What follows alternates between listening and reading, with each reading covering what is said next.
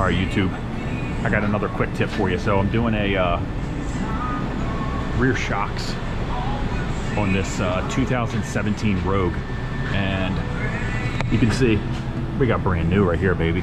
And if you look up here, that bolt can come right out this way. It can come right out here. It's not a problem. But on this side,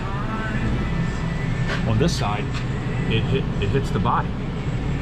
Quick tip here is you just take off this subframe bolt and then you loosen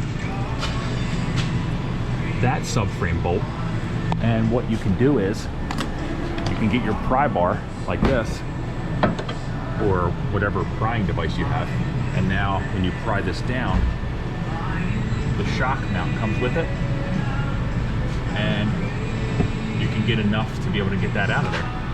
So I hope this helps somebody.